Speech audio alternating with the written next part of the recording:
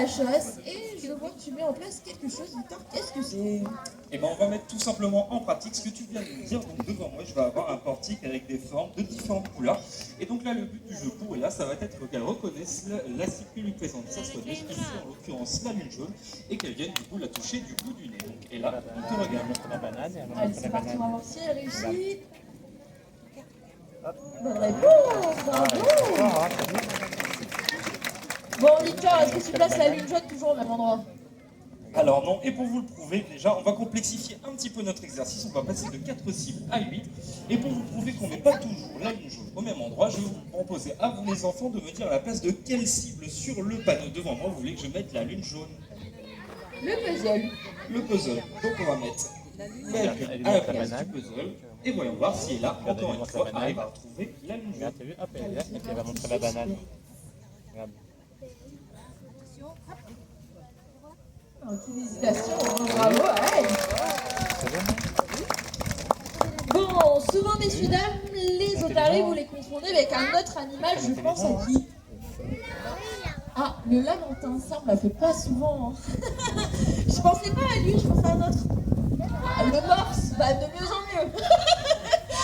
Ah, voilà, merci, on va rester sur les pinnipèdes, hein, on va rester sur le phoque. Le phoque, en effet, voilà, fait partie de la famille des pinnipèdes, mais il y a quand même deux différences pour ne plus se tromper.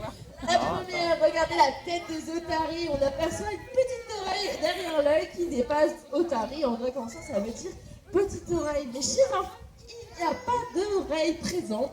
Chez le phoque, c'est une zone toute lisse avec uniquement un trou, un conduit auditif. Donc si vous voyez une oreille, c'est une otarie, si vous ne voyez pas d'oreille, c'est un phoque. Mais bon, Victor, est-ce que tu n'aurais pas une méthode un petit peu plus simple pour voir si c'est une otarie ou un phoque?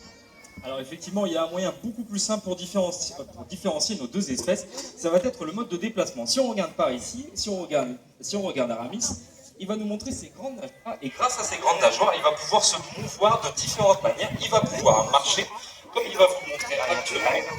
Donc tout en prenant appui sur ses grandes nageoires, mais il peut aussi courir à des vitesses qui atteignent les 15 km/h, chose que le phoque ne peut pas faire car ses nageoires sont beaucoup trop petites. Il va ramper sur le sol comme une chenille, on va donc dire qu'il ondule.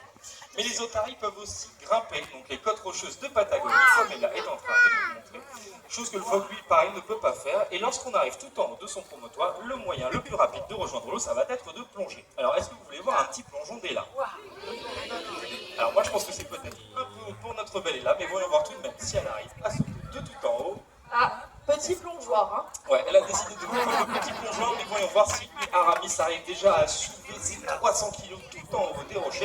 Et je pense même que si vous l'encouragez bien fort, il vous fera le plongeon.